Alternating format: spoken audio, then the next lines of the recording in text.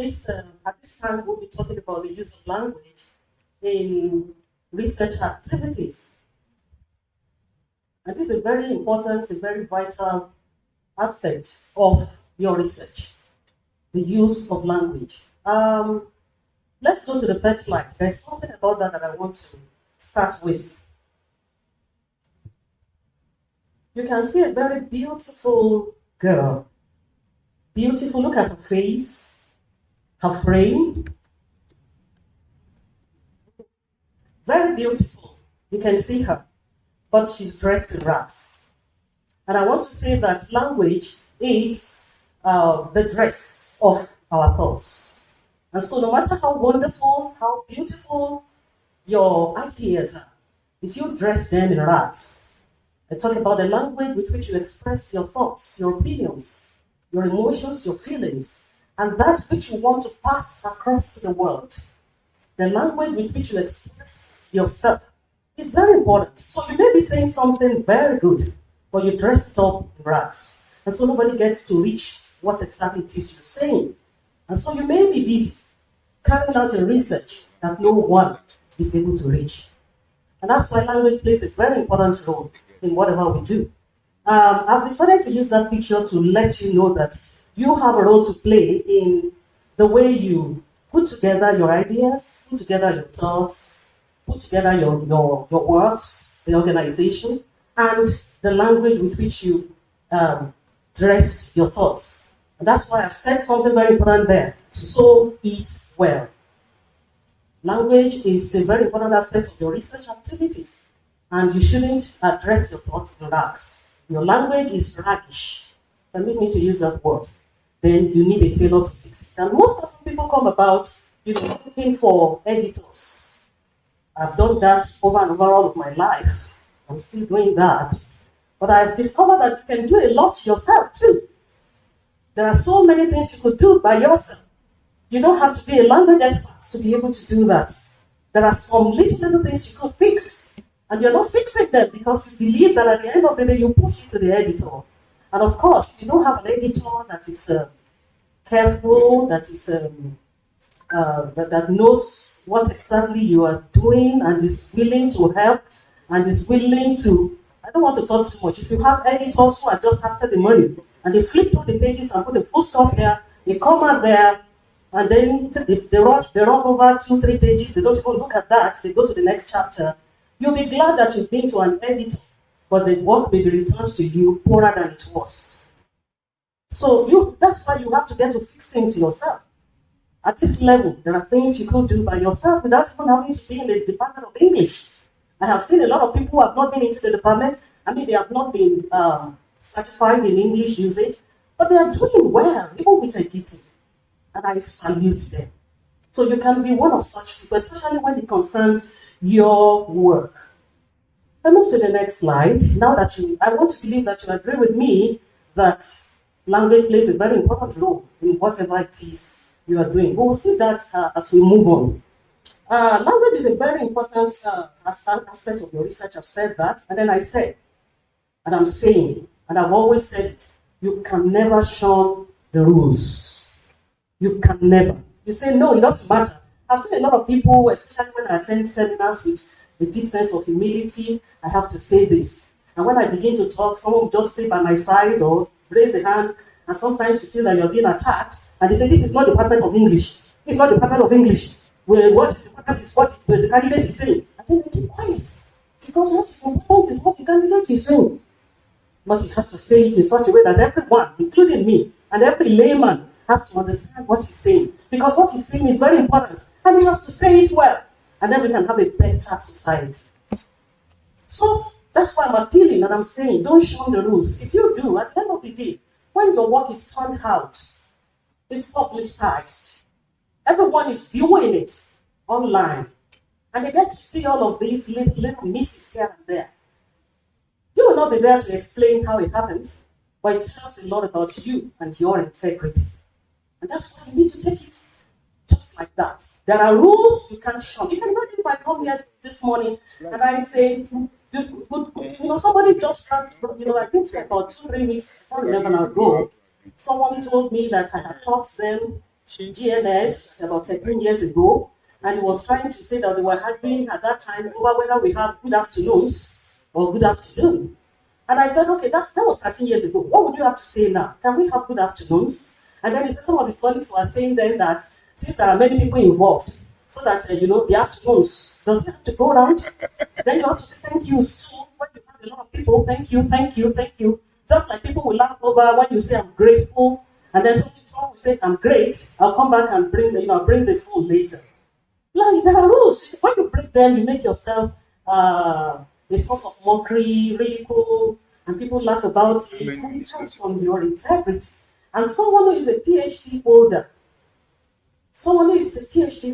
is a respectable academic, some sorts. May not be a lecturer, but you have romanced with the academic world, and it's expected that the academic world has passed through you. And when you talk, you are representing the university who gave you that degree. So you have to represent us well. Everywhere you go. So don't shun the rules. There are rules about writing that you have to learn to relate to it. And then in the next slide, I'm talking about words. Okay? You need words to express yourself. Okay? So you need to choose your words carefully.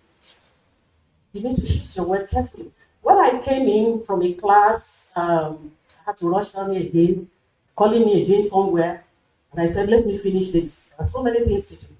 Now, words. When I came in, I had a professor talking about you writing a proposal, and you're already using a past tense. It's a proposal. And I've seen that too with some of our students. Thank God, those things don't go out just like that. And we wouldn't even allow those things to go out like that. Okay, so if there is a proposal, you've not even started, and there is a past tense.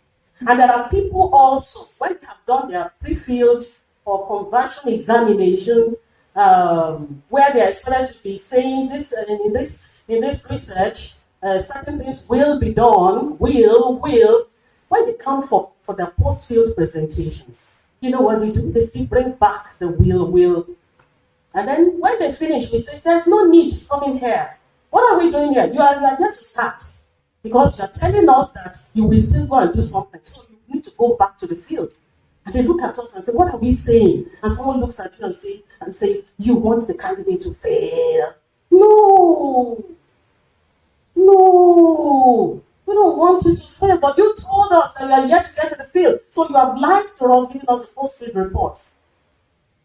Because so you can see the problem that language can cause. Just like language can mend fences, language can reconcile people. The same way language can scatter people. So language can make your thesis or marriage. Okay? So you are working with words and you have to choose your words carefully. I have seen a lot of these expressions, opine that. So, opine that. Everything, especially in that chapter 2 where you have the review of literature review, opine that, and then it keeps you heading. Sure. On a page you have about 6 of that, the next page 5 of that, and then somebody says avast that, and another one says no, avast that, and there is a quarrel between whether it is avast or avast, and we see them, they bring it to us. Thank God that we have editors. We have a lot of them who are working hard. So there are ways you can say the same thing in different ways. These are things you can fix for yourself. Instead of saying Olayemi and Avuaja, opine that. You can say explore certain things. You may not even use the that. There are ways you may not even say that. They said that. They said that. And they are datilizing. Datilizing that. Thank you, Provost. I think you actually understand what I'm trying to say. And there is a way it makes the work so dry and unappealing. Yet you have so many things to say. In this university, I'm proud to stand before you to say that we have produced a lot of PhD students who have done research that can change our world. I, as a person myself, have been affected by many of the research works that I've read in this university. as we are working. If you are not going to allow the world to benefit from what you're doing, then write your thesis anyhow. But I thank God that this university is not going to allow you. And that's why we're doing it. We're putting a lot of mechanisms in place to check that. Even if you say no, this is how you want it. I was spoken to him and he was spoken back to me when I told him. We come and told you that is not correct. Okay? And that's why we're here.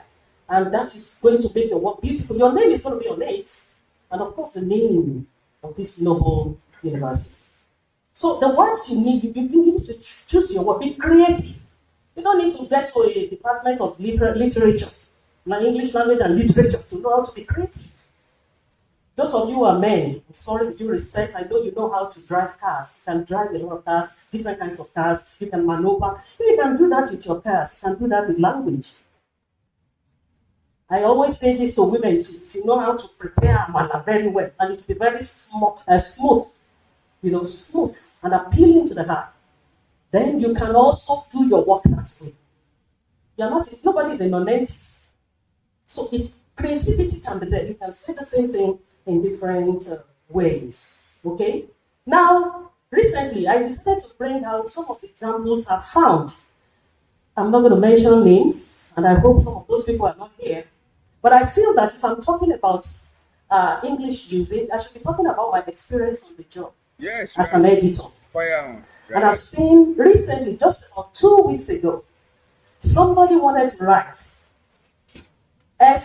he wanted to write support. He was talking about, I think I see that you may be thinking about who the person is, and then the person that is not the person will come back and say it's me they are talking about, and then the person that is actually the person, you don't know that she's actually the person I was talking about, and then the person that does not know that she's not the one who says it's the one, and there'll be a problem. So let me not give you links, hints that will help you know the person. But that person was actually talking about some township areas, and what she needs is suburb. But that person wrote SUB, is it on the board? Oh, yeah. SUB, which is completely a departure from the intention. Completely a departure from, no. Go back. Don't let them look at what I have ahead now. I'm showing them everything. Go back. All right. Okay, just go back. I thought I wrote it somewhere. Not here. Okay? At the beginning now. Thank you very much. Okay, that is it. Okay, and we have a lot. Okay, the saying collaborate is hidden, but it's there. If you put the cursor there, to bring it forward. So we have words. Somebody wanted to say collaborate, and he said corroborate. Somebody wanted to say corroborated something. Sorry, he said collaborated the fact that somebody can say something, and you are trying to strengthen what the other person has said. That word is corroborate. But there's a way that we just hear these words. We're not actually careful about them. And we just believe that we know them. And so when we write carelessly, we just put them there. No checking, no pausing to see whether is this. So there are words like that could bring up problems. If you check the meanings of suburb and suburb there, you will see that they are not the same. They are not all pronounced the same way. But that person did that, and that matched the meaning and the logicality of the discourse on that very page. Language is very important. And everyone who has spoken to you here today, and who will still speak to you, has used and will use what? Language. And now, what language? What language? You're not answering me now. What language? Which means that with all deep sense of humility, I'm the most important person here today. Is that true? No, what I mean is that language, English is a group. You understand what I mean? So language is very important. There is no language that is relegated to the background. But one thing I've found, let me quickly chip in this as I move to the next slide.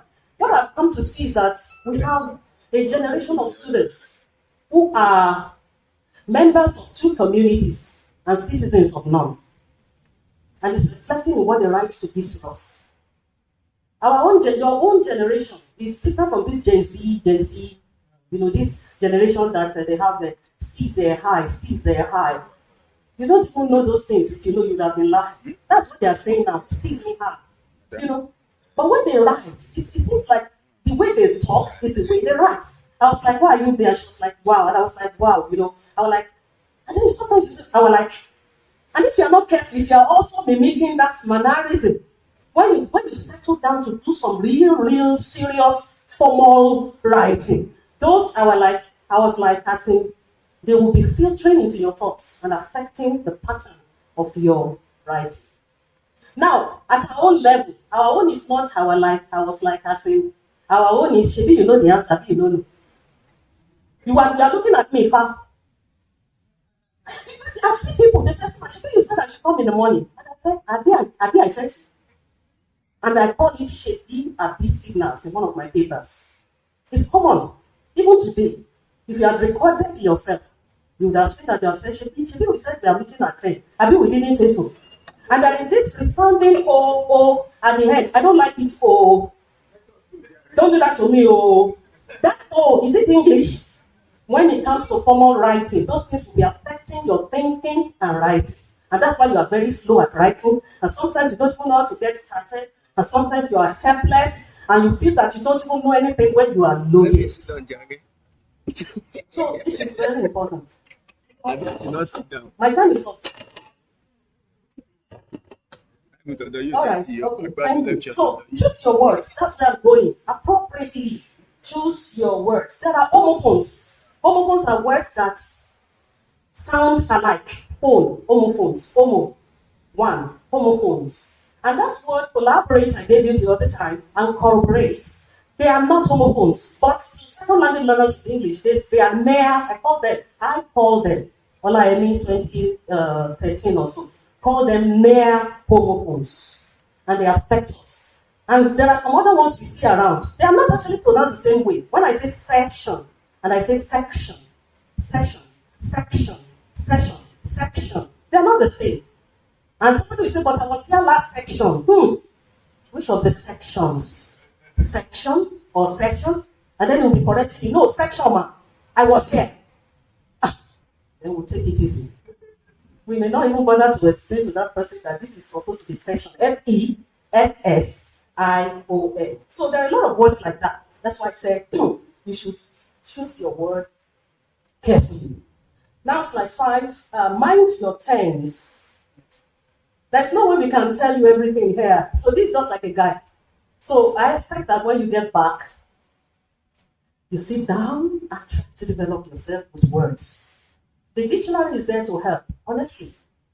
It's the best resource you can have.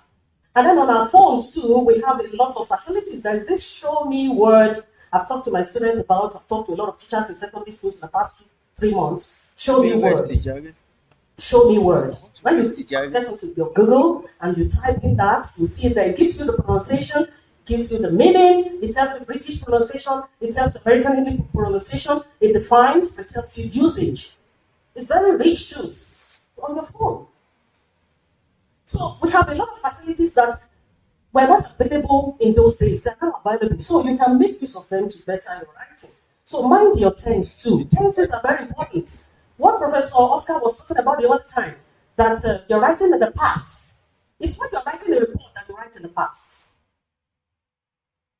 In the past. She was coming when I saw him. Now she's coming when I saw him. You obeyed the rule. Here. You disobeyed the rule here, and that masks the entire sentence. She was coming when I saw him. Now, there are issues around when it comes to research activities and formal writing. There are issues around that. It is expected that if it is a report, it should be in the past tense. Olayemi 2019 explained that the students are fond of, but then you have the freedom to also report in the simple present, because that work is not dead, it's alive. The works that have been written by authors who are no more, they are still alive. And in that regard, you can say, you can mention the author's name and use the simple present tense. But the issue is that you have to be consistent. And that's it. You have to be consistent. If you have chosen to write your report, your research, you know, using the simple present, you have to be consistent. And you have to want to stick to the past, you also have to be consistent. But the problem is this is what I've discovered, and I just advise those who are using who are confused. I tell them to stick to the past tense because it's easier. You know, this issue of he, she, it, you may not understand what I'm talking about. He, she, it will take us. It's a song I have composed for my students, even at this level, university. But you and I, we and they will never take us in the simple present tense. When you look at your personal pronouns, he goes, she, oh, it may be elementary, but it's going to also help you understand some complex things, okay? So it's not as if I'm addressing you as if you're a nursery and primary school pupil. No. But there are some little things that the brighter grammar will tell you that will help you to understand what that teacher is saying in syntax class at 400 level. And I've seen people, when you recommend to them brighter grammar, they are ashamed to show the world that they are reading it. And that brighter grammar series can change your grammar positively. So, he, she, it. When you have an author that is one, you see, he explains, he submits that. Now, when there are two authors,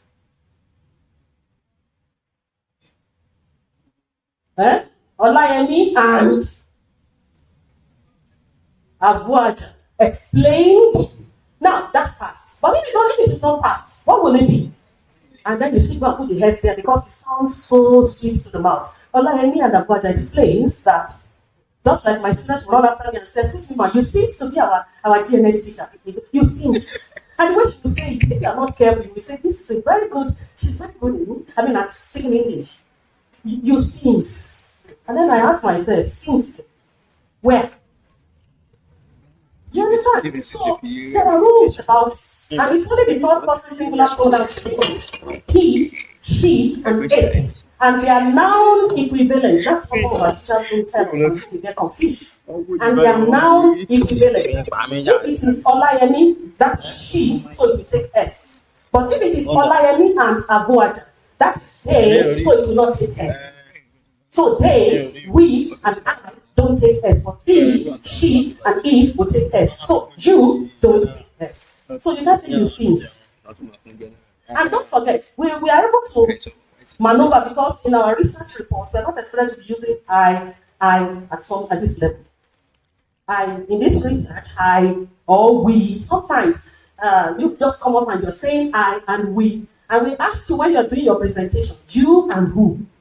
So you need to do this job on your own. We, so be careful. All right, so there are other things that could lead you to. But let's talk again about the. Okay, I've talked about that. About the tense, slide 6, wordiness. Wordiness. That's another feature that I found in her writings. Wordiness. You know what I mean? You are saying too little thing in too many words. You know, there are some people, they see themselves as orators. And so they just believe that once they take the pen, okay, they just keep on that. There are some things that can go on in your speech, but I won't have space for them in writing. That's why there's a difference between writing and talking or speaking. So you need to be very careful. You have to say what you want to say in as few words as possible. But by the time you start using too many words, I have an example. I got this from somebody's, I don't mention names, so you don't even know the person. But everything you see here, I got them from someone's work. And I still have a load of them on my laptop.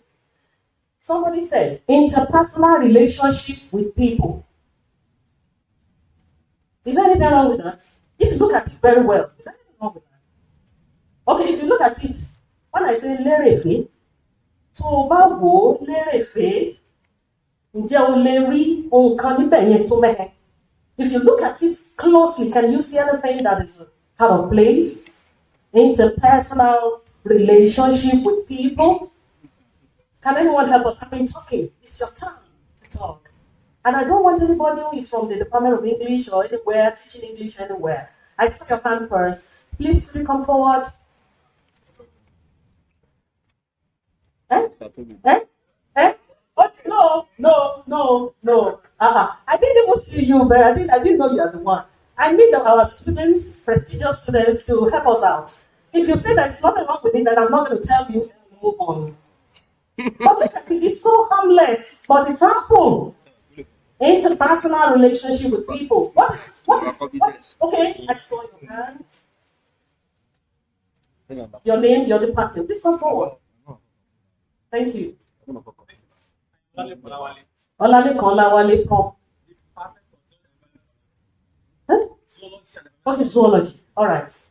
I think from the words there can't be relationship without people. Okay. There can be relationship without people. Yes, because but there can be relationship among dogs and that you are giving us that complicated. This is language. In this Context. So, thank you. I think interpersonal relationship can stand alone, still meaning that with people as included in that two words. Oh, I feel like 100 naira. Thank you. But then, can you then tell us how we should? Don't return the mic. Don't finish the task. Can you then tell us how this should be? Interpersonal relationship can stand alone. Thank you. I already told you the answer. I elected people. So I'll pay myself that 100 naira. Thank you. So interpersonal relationship already includes people because you said interpersonal. So you are saying too many things, and at the end of the day, you have your pages filled up. Okay, the provost said I should come forward for it, so I just didn't appear as if I'm like, thank the provost for telling me how. Come for, is it because it's 100 naira you're not running? Thank you, provost. So I'm free. All right. So look at it. Look at some of the other examples for the purpose of. When you say for the purpose of, that would be what? This thing is done for the purpose of what? That's just one two-letter word that will be okay. And what's that? It's done for the purpose of. It's done for to. Isn't it? To do something, to be able to achieve something. In order to can also be the last word there, to. And then as a result of can be because. There's so many like that. There's so many. So you can say what you want to say, especially in the abstract section of your work. We have seen a lot of, we call them extraneous items. Extraneous, have you heard about that before? Now you're taking that away if you have not. Extraneous items, they are redundant, they're not needed. You could still be saying something meaningful without them, so you don't need them, send them off. Okay, so check for those ones. Now, I want to talk about spellings. Okay, let me talk about ambiguous, that's like 7. Ambiguous and vague expressions. There are ambiguous and vague expressions. Ambiguous expressions are expressions that have more than one interpretation. More than one interpretation. It means that you can interpret it this way and then it will be correct. And then you also interpret it this way and it's also correct. And so there's a problem. Which of the ways should I go? And that's why I came up with unintended meanings in writing in some of my papers. About 2 or 3 of them. Unintended. A few minutes more. Unintended meanings. Okay, so don't say what you don't intend to say. You will be creating problem for yourself if you do. So, but vague expressions, on the one hand, ambiguous expressions, more than one interpretation, then vague expressions are those expressions that lack specificity in terms of meaning. No specified meaning. Lack of precision in terms of meaning. No precise, you cannot say exactly this is what this person is saying. And there are some people like that. They are pieces. They know what they are saying in their minds. And that's why some of them, when they present orally, they are very wonderful. But when you look at what they have written, you look at the person, you look at the work. You look at the person, you look at the work. He's actually saying the right thing, but he has written the wrong thing. Or he has written something that is not exactly what he's saying. Okay, so we need to be very careful with that. Look at this expression on the board. He took interest in me. I saw it in the acknowledgement section now of one of the theses. Should I talk about? I've already talked about it. He took interest in me as a student as well as his staff. He was trying to recognize someone and to praise him, to thank him for what he has done in his life. And he said, he took interest in me as a student as well as his staff. Who is the student? Who is the staff? Who is the he? Is it that that person took interest in me when he was a student and also a staff? Or he took interest in me when I was a student and I became a staff? And then there is a problem, there's an as that is also missing. He took interest in me as a student as well as a staff. That's where the problem came. So you can avoid this entirely and follow another route to say the same thing. There are some expressions like that that are very devilish. You don't know what to do with them. Then you show them and say what you want to say in another way. If you need to use two simple sentences, why not? Okay, so the next slide, wrong spellings. That one is also very common. And you can see when I showed it. When you can use a lot of facilities to correct your spelling, you still have your wrong spellings in your final thesis. That's not too good. That's not too good. We were in an oral presentation. I won't tell you where. And this student was presenting, and there was this particular word. There was this particular word that was recording in his or her work, in his or his work, or in she's work. So that I put it together. But don't go and say that. Don't go and say that. Okay? There was this expression, and she was not spelling it well. Although she didn't spell it well, all through the pages. And that's not to do. If I say it, you may want to know the person, so let me not say it. So watch out for such expressions. Now, sometimes when you talk, you can talk the way you like. Nobody's going to jail you for that. You are the owner of your mouth. But when you write and submit for academic purpose, no, we are all interested. So you can say, for instance, what is going on now? There are no tomatoes. Some say tomato. Some say tomatoes. You don't even know when. So you just say tomato this morning, and in the afternoon you say tomato. You understand? But there are rules about that too. But let's not talk about that one today. Now, in place of tomato, then you get to know. It's not that tomato is also not correct, but maybe having to do with American and British. So, in place of tomato, now we are using, and you say it is cucumber. Nobody will jail you for that. Cucumber. Whereas it is cucumber. Okay? Now, where am I going? Sometimes the way you pronounce that word affects the way you write it. So that's why you write definition. You write DEFINATION and say it is definition. Instead of definition, nation, not nation, because that one is made. Okay? So there are times when what you say affects what you write. And sometimes, there are some spellings on the board, maintenance. Some of them don't even exist. You don't have maintain and enhance, but you have the ENANCE. Yes, you have maintain, but from that word, you have the noun, maintenance. The same thing with sustenance. And look at the word disrupt. There's no T. And you believe that disrupt you have a T because it is the beginning of destroy. No. So what do you pronounce? So most of the time too, I have to hurry up now. Most of the time too, what you say affects, let's look at the next slide, sir. What you say affects what you write. And you need to also be very careful. Let's talk about your sentences too. They are very important. Your sentences, be very careful. Sentences can be too long. Okay, so look at this. The last time we came here, Professor Oladunjoye mentioned that to you. The girl that is, I have one here. It's not on the board, but let me read it to you. The boy sitting by the window with a red cap beside a tall boy near the door. Oh, 1 minute more. 1 minute more. So be very careful so that your sentences are not too long. Some sentences can also be hanging, and then you put a full stop there. You have not said anything. The sentences are hanging, okay? And some sentences can be very meaningless and not focused. Then, composing your thesis title. I felt I should just quickly talk about that. I have seen a lot of cliche expressions in thesis titles. the effect of the impact of an assessment of an analysis of. Well, where we cannot avoid them, we must use them. But there are also some research type topics that can be modified without using effect. And that's where the conjunction and comes in. Okay, there's no time for me to talk about that. But if there's anything I want to talk about, I want to say that there are certain things you should not say. Move to slide 13, please. Certain things you should not say when you do your presentation. You know, now you are thinking about writing. Now, when you present, you stand before a panel to present your work, and then you don't even know the title very well. You start from the end of the title and end with the beginning.